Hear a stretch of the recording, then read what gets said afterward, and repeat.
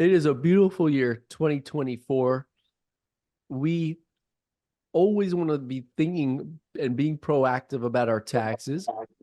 The best time is usually, well, obviously we can have the most impact on our taxes as we approach the year end to do our year end stuff. But we also want to make sure we're cognizant of the tax incentives available as us being either entrepreneurs, or if we're W-2, there are still opportunities to start part-time businesses or have charitable deductions or manage your retirement accounts and other vehicles to be proactive throughout the year.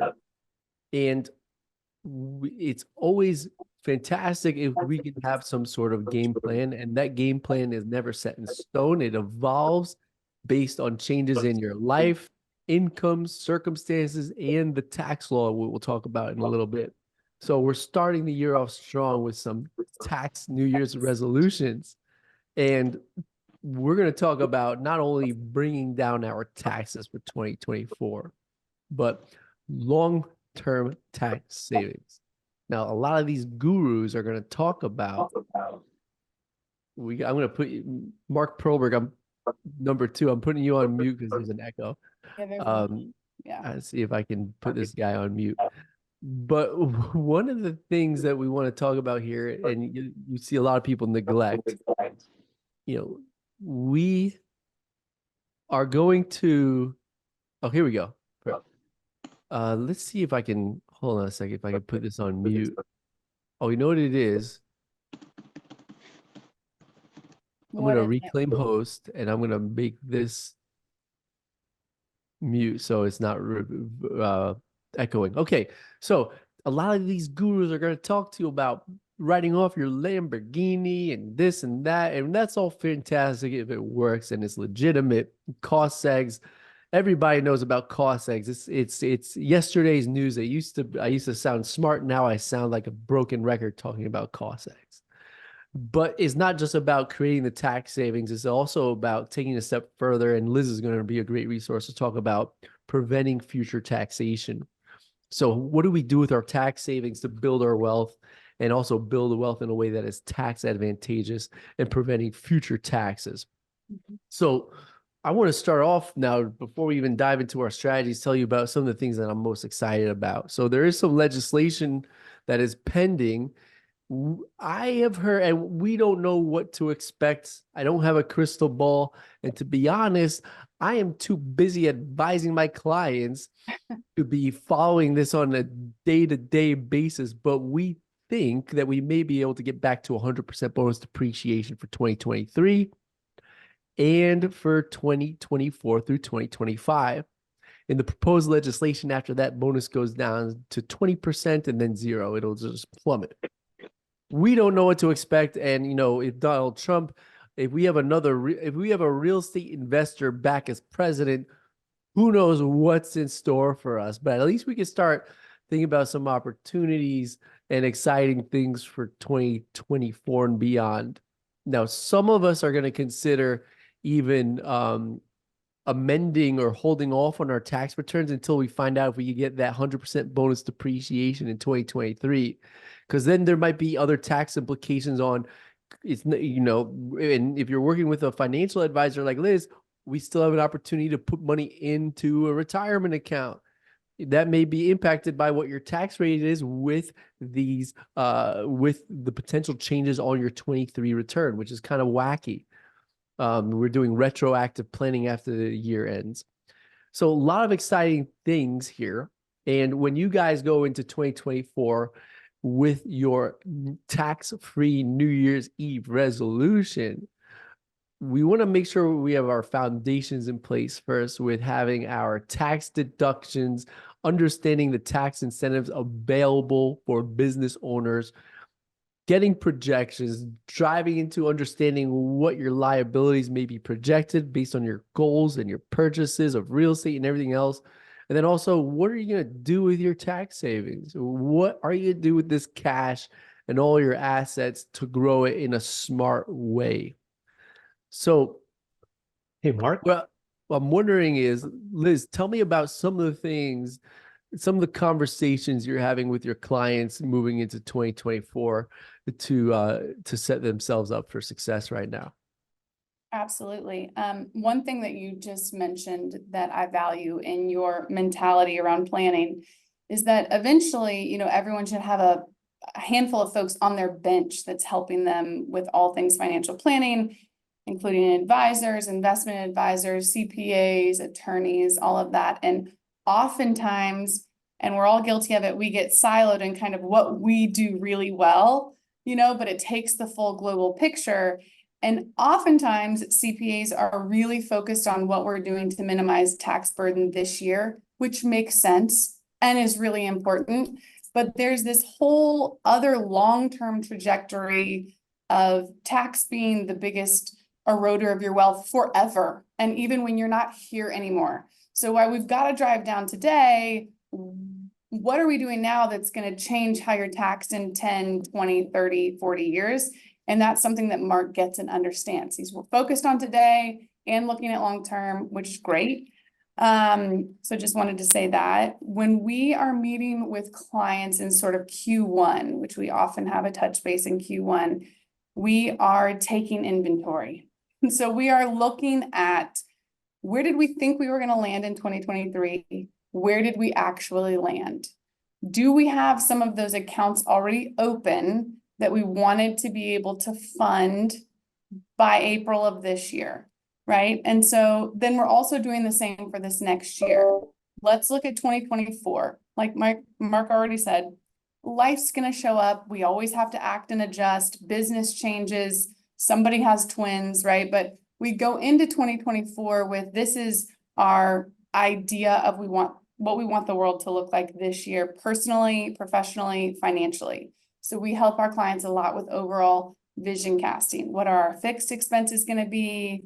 What are the expenses we can choose? What vacations do we want to go on ideally? Where do we think business is going to land? Are we hiring new staff? Are we not? Here's the ideal of where we want to go. And then as part of that inventory, it's just taking a once over look. When you are so close to your own planning and you're in it, you can miss things that we see. And that can be, do we need to change beneficiaries? Did someone get divorced? Again, are you having a baby? Are there changes in the tax code that we know of that are going to directly apply to your situation? If people are employed, in general, 90% of people do not know what their employee benefits say, right? And there's often free things on the table we're not taking advantage of. And they're often tweaking and changing these benefits and people don't know. So a great example is being out of Atlanta. We have a lot of Coca-Cola executives. They added a Roth 401k option a year or two ago, and none of their executives knew it. Well, if you're a highly compensated employee and you can get some extra cash into that post-tax environment. So it's also just taking an inventory on what you have access to. If we're projecting that we're going to have a high income year, do you have non-qualified deferred comp plans where we want to be able to move, carry those taxes forward? So we're taking inventory. Is that a good answer? I can keep on going. Any specific questions on those things? Yeah, well, one of the things I want to get you guys to ask some questions too, but one of the things I like about these plans is a lot of it is you're taking your income that's going to be eventually taxed, but it's like you have a time machine now, and you choose when you're going to pay taxes on it based on what's most advantageous to you. And so, obviously you want to pay taxes in the years at the lower margin. So the more that we can put into this, and the more we have control over the recognition, the more flexibility we have. One of the things I want you also before we go into questions here, because I just want us to be aware of just what's relevant right now that maybe some people aren't aware of. There still may be things that you can do that'll impact the 2023 taxes, even though the year has ended. So what are some of the things before we even start our new year, to not to get too off a topic, it's January of 2023. A lot of people, and in many circumstances, our books are closed and there's a limit, but what can we still do here for our taxes? You can fund all those accounts that you opened within that calendar year.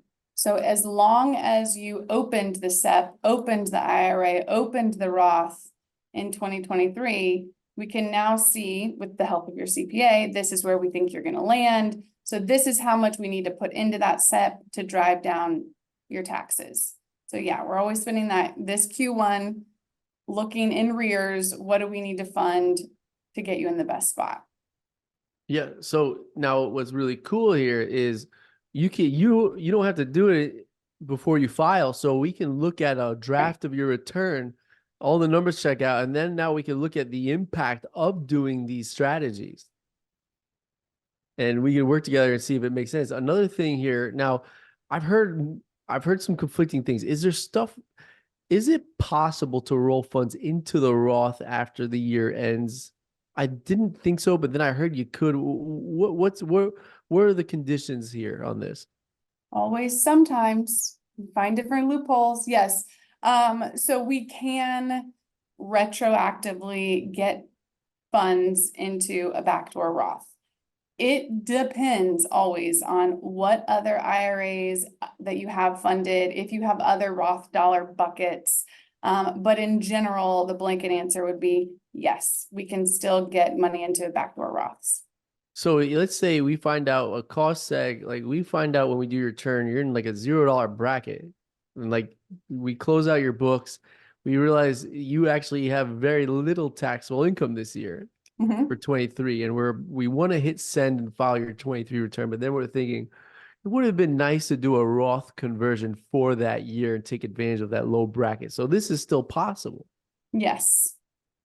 And now that, okay, beautiful. And now that Roth is part of your tax-free New Year's resolution, gross tax-free, you never pay taxes on it again. That's right. That's when we're looking at, okay, it's a low income year. What can we do to maximize this? It's always what opportunities do we have to get dollars into a Roth-like tax treatment? Beautiful. And I think you were going to say something. Were you going to say something else? Nope. Okay. So before we jump into some other topics, Yep. I think I saw some questions in the chat, but also if you want to ask these live, Brooke, can I make you live and you can ask on the spot? Sure. Can you hear me? Yes. Oh, okay, good. Yeah, I understand cost segregation, but I'm not sure what bonus depreciation means. Can you quickly explain that? Okay, so when you do a cost segregation study, you're taking this real estate, which normally depreciates over 27.5 or 39 years, which is a long time to write off the building in your rental or any building for your business. You break this out into smaller components that depreciate faster. Yeah. And those items a portion of it is going to get bonus depreciation. As of right now on your 23 return you're going to write off 80% up front. Let's say we have some 5-year life property. We write off 80% of that 5-year life property that we find in that house. So that may be furniture, that might be your refrigerator, your cabinetry, your laundry machine. That's all personal property that depreciates faster. Once we've assigned a value, you're going to write off 80% of that up front on your federal return. The rest is depreciated over 5 years. So that 80% up front, which may be increased to 100%, that's your bonus depreciation deduction. Okay, so cost seg is the process of you getting the money up front versus 27 years, and bonus depreciation is the actual money you get. That's the name of. Yeah, in the cost segregation study, you're going to find property that qualifies for bonus depreciation and break that out of your depreciation schedule to get more depreciation up front, which means more tax savings up front. Okay, got it. Thank you. Cool. All right, so we've talked. So there's some strategy as we do your returns, and we decide if and when and how to do the cost segs, which we just have to do before they're filed to get these deductions. And maybe we pair that. You call your advisor and see if we want to pair that with some other retirement account strategies. Now, starting off strong to 2024, we have all this tax savings.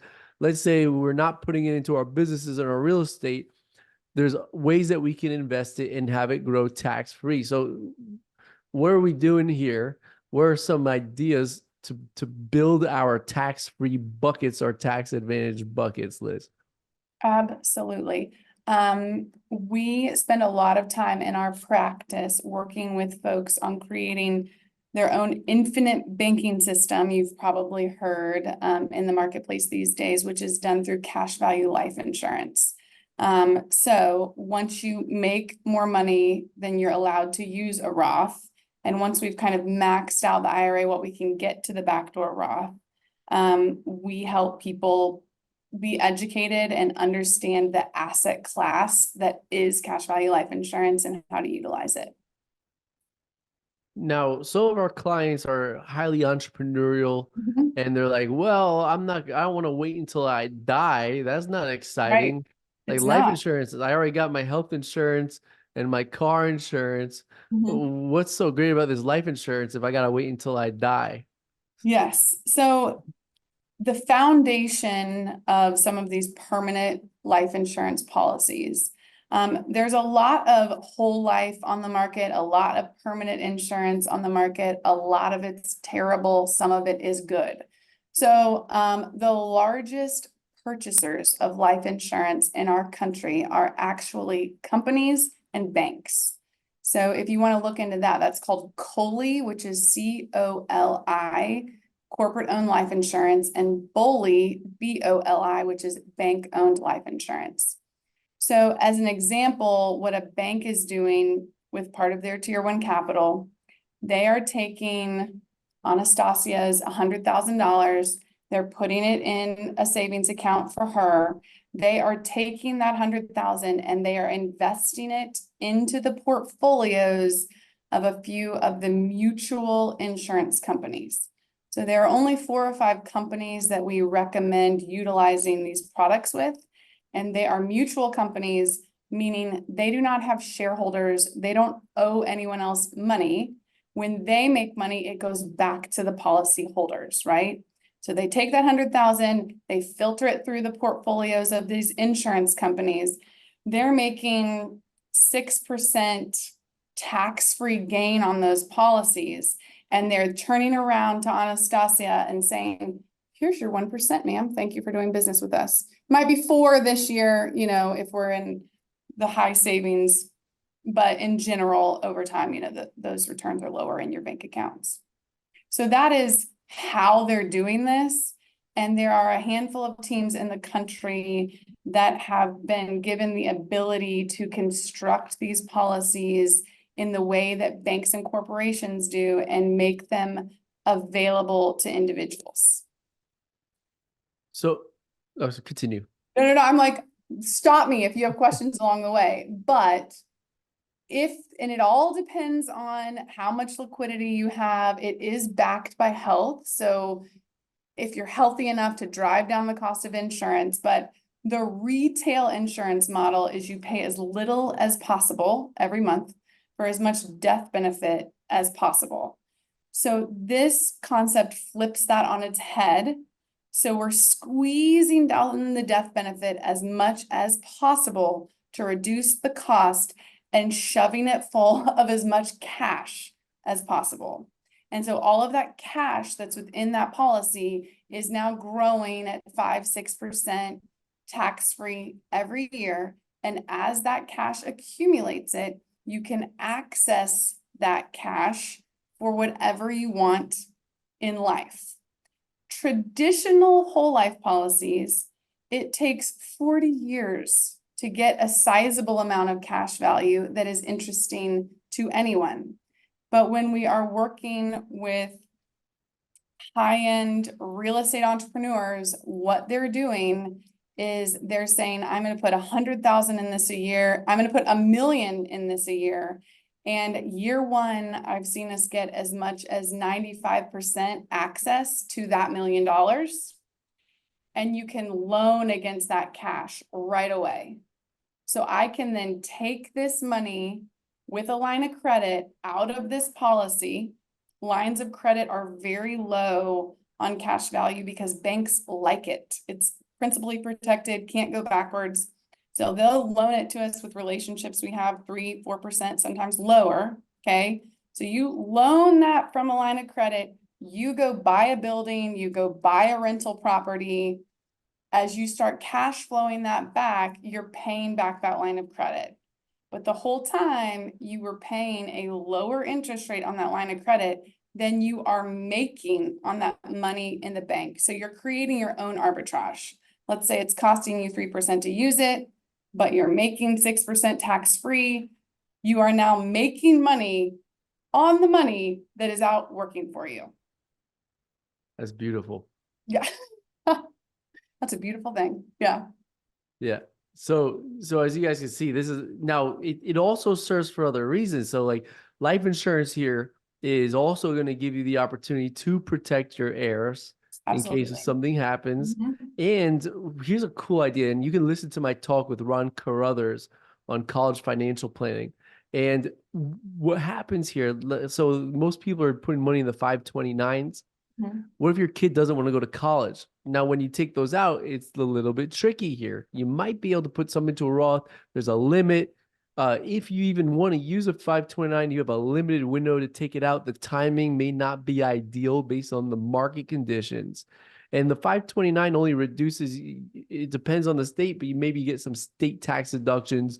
It's not going to create the most amazing tax savings.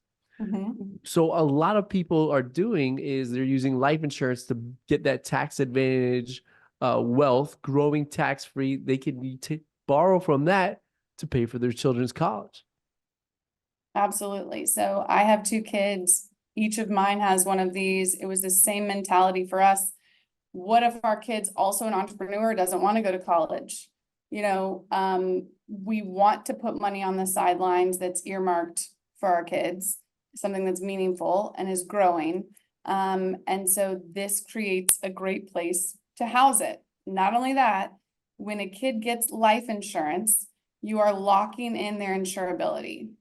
So if they were to become diabetic or have any kind of health thing that would pop up when they're 15, 25, 35, this precludes that being an issue as long as you get to it before then. So we have a lot of clients that are calling us as soon as they got a social security number, like, okay, let's get this started. And it might be $100 a month. It might be 1,000, all of this stuff is scalable, depending on what budgets are. And here's another thing.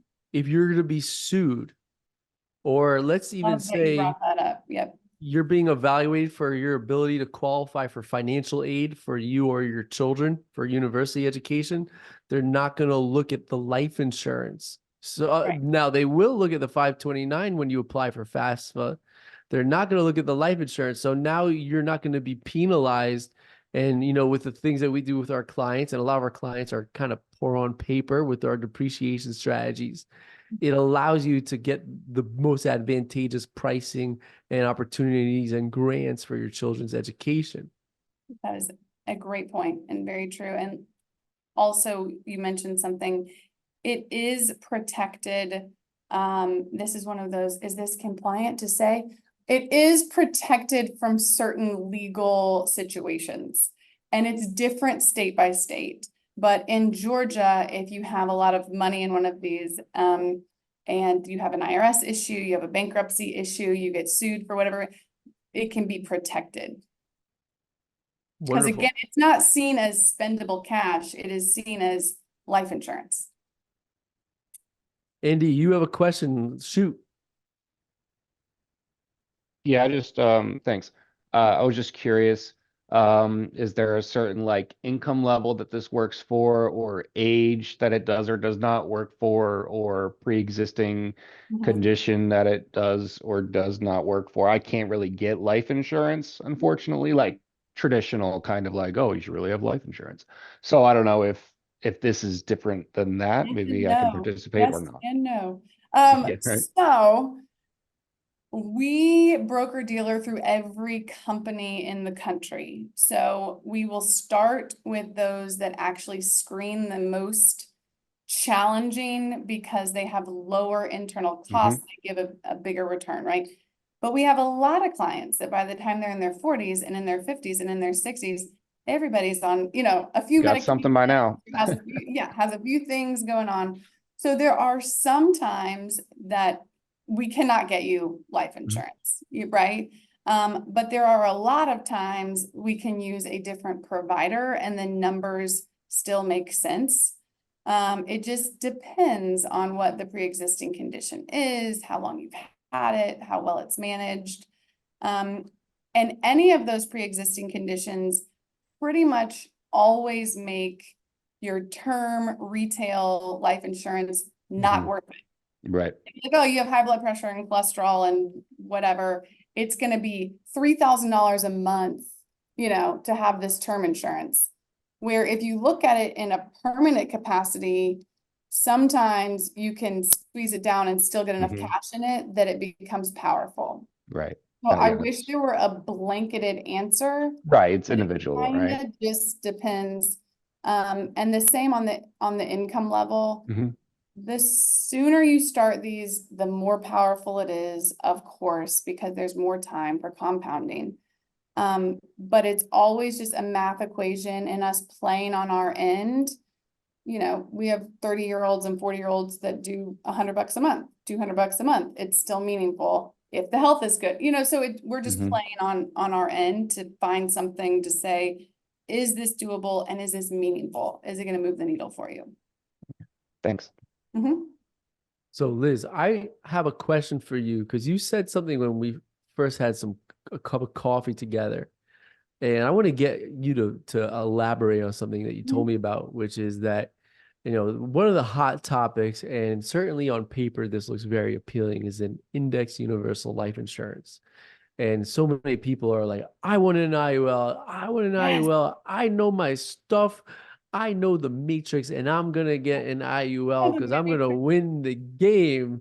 I am Right. protected. I got the game rigged in my favor. And then you said something that was not maybe the same here in line with all the other gurus or wannabe gurus or informed people I've met, that maybe the IUL is not the best idea. So can you tell our audience first, in case Yes. they're curious, what is the index universal life insurance, which is very appealing, and it's certainly, when you understand what it is, it sounds sexy and awesome. But why may this IUL not be the best option for people looking to deploy their cash into life insurance? Yes.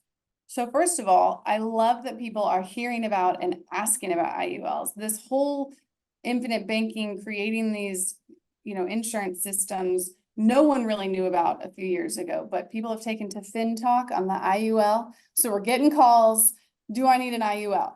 When we dive into the numbers and actually do accurate comparisons, it is very rare that someone actually wants or ends up with an IUL because of the way that these are illustrated. So, for instance, Northwestern Mutual, who in many people's eyes is sort of the creme de la creme on policies, right? So we can write anything, but we have access to theirs. They won't even sell an IUL. The thing about IULs is they're given caps, right? So they'll say, if the market does 20%, we are going to pay you, up to 19%. But if it goes below, so they're giving caps on how far the money can fall and how much gain you can have.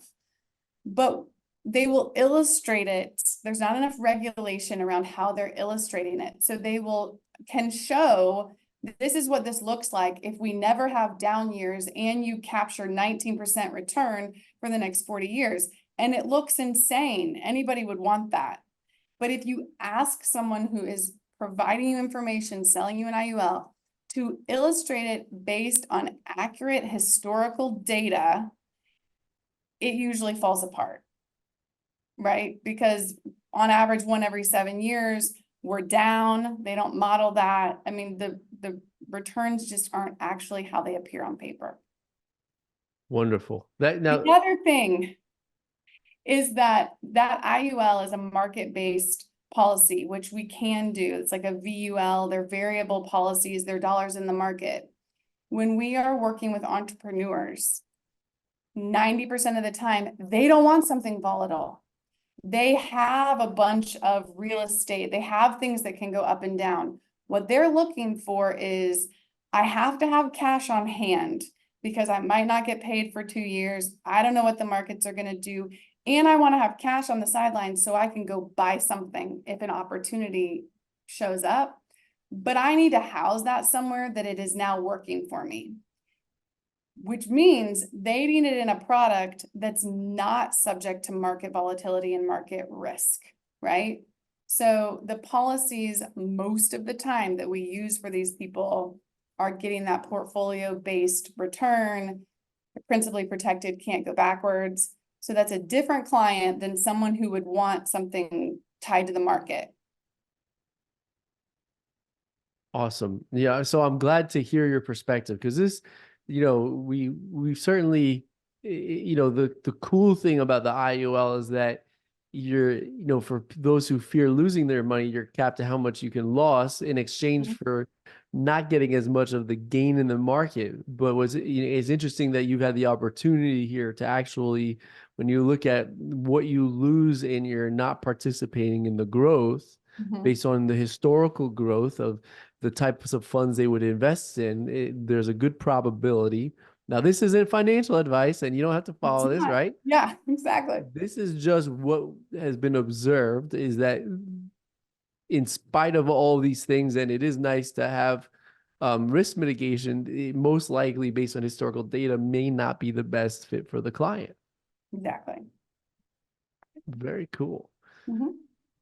So now I'm thinking to myself, so what do you say to clients that they come to you and they're interested in, so you have this life insurance policy, you can grow tax free, you can pull funds out to invest into your business, pay for college, pay for your own. Some people use life insurance to finance their retirement. Oh, absolutely. All these things, and this is what rich people do. And I like to do what rich people do because I want to be rich one day when I grow up. Yes. So, yeah, am I stepping on your words here? There's a lot of data around actually utilizing the cash value to live off of in retirement in tandem with your market-based assets. So traditional portfolio method is you've got money in the markets. The older you get, the closer you get to retirement, we readjust the mix, right? So you're 90% equities, 10% bonds, then we're 80-20, 70-30, 60-40, right? So ideally, if we're doing full planning with a client and we have time horizon, and even if they're not an entrepreneur, we're saying, we want you to arrive at retirement with at least 3 years of living expense housed somewhere that's not in the market. And there's a lot of data that shows, here's 20 years of actual historical returns. Someone, retires with $1 million in their Roths, 401ks, investment accounts, right? Even your real estate's tied to the market in some ways. And on average, every 7 years, that market's going to be down. So if you have no option but to sell off at the bottom, it creates a devastating loss, especially if those down markets happen in year 2, 3, right? So we have an example of someone who retires with $1 million. They're pulling on $60,000 a year. There are 4 down markets in this 20-year span, and they get 20 years out and they have around 80,000 left in that fund. The same exact fund, market-based, same exact market data, also pulling 60,000 a year, but client B has somewhere to pull money from when markets are down while they wait for those assets to rebound. And at the end of that 20 years, they have 1.1 million. Like their assets have still grown. And that's just by housing some cash that's not tied to markets. wonderful. So what I'm wondering now, so we have this tax-free income or cash that we want to build into this tax-free bucket. How much can we put into the life insurance, and what do we do with the rest of our cash once we've already set aside the cash we need for our businesses? What are some other things that you may help people out with deciding on putting their cash into? I mean, well, everyone, especially entrepreneurs, they are going to have their own businesses, their own opportunities that come around. We cannot beat our clients' home run, right? So we're not going to make more money for our clients than they're going to go make in a real estate transaction, selling their business, all of that. So unlike a lot of traditional financial advisors that want to see most of your money in the markets, we encourage people to invest as is safe and double down on what they know. All of our clients have information into a business model that gives them an upper hand. We have pest control entrepreneurs, a lot of real estate entrepreneurs. So oftentimes they're doubling down in that, hiring other staff and things. And then as far as the amount that it makes sense to put into this, it is all specific, personalized depending on the global picture for us to figure out what number makes sense. Wonderful. Yeah. So, as my dad gives me heat because I'm not putting so much into IRAs and 401ks and things of that nature. But I explained to him it's simple mathematics that I could put money into that, or I could invest into a staff who could perform maybe $300,000, $400,000, $500,000 of work. Mhm. And the profit on that and the ROI on that, even though I'm paying taxes on it, even after considering the tax bill, is going to be far greater than the ROI of something that's going to invest in a market. And now, even if it grows at, 10, 12, 14%, whatever it is, that's fantastic. But that still will be less than the value creation of investing into resources and staff at your business many times. Right. So it's a simple mathematical equation, but eventually there's only so many people I can take on at once, find at once, and oversee. So there has to be something that we do with our cash. One of the things that I'm doing is I have a savings account that gives me a 5% return. That's awesome. And so whatever cash I don't have set aside for payroll, I just put into my personal, and then have money in the market I could take in and out that's managed by someone else smarter than me, because I do not have capacity to be a day trader and I don't pretend to be. Mhm. So I let other people decide on what things Yes. those go into. And then the rest, comes down to business fundamentals. I agree. And one thing you said that I chuckled at that I like is that you're not a day trader, you hire someone to do that. And we come alongside our clients with all different types of philosophies and mentalities, and we move the needle for them in the right direction, however that's comfortable to them. But of course, we run into people in the marketplace that are like, I can manage these assets by myself. I don't really want to hire an advisor. What's the 1% worth? And it's kind of like, well, if you're busy full-time running your business and running your family and running your life, there's no way that you're giving the time and attention to those assets that someone who's spent their life training on this is doing. Such as, could you represent yourself in court? Absolutely. Could you do a bunch of research and put a contract together and be your own attorney? You could, but you're going to make a lot more in the end and have more capacity to go grow your own businesses and live your own life if you have someone do it for you. Yeah. Well, the more busy I get, the more business I get, and the more profitable we become, the less stuff I do besides my work. So I stopped doing my laundry.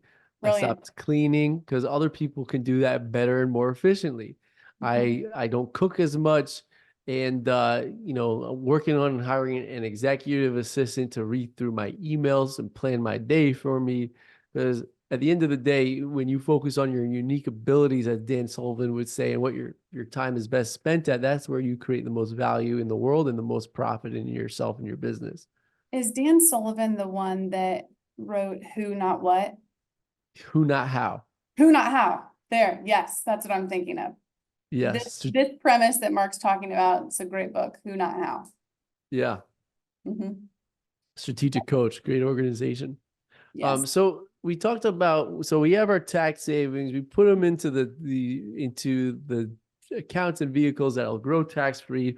We have our cash set aside into our business vehicles that are going to give us the profit and grow our wealth and also grow the value of our businesses. And as your businesses become more profitable, some of you guys are going to increase the values of that businesses that can lead to a future exit. And you call me and we'll do some exit planning on the sale of your businesses. That's another conversation of the wealth you're building and the valuation of your business.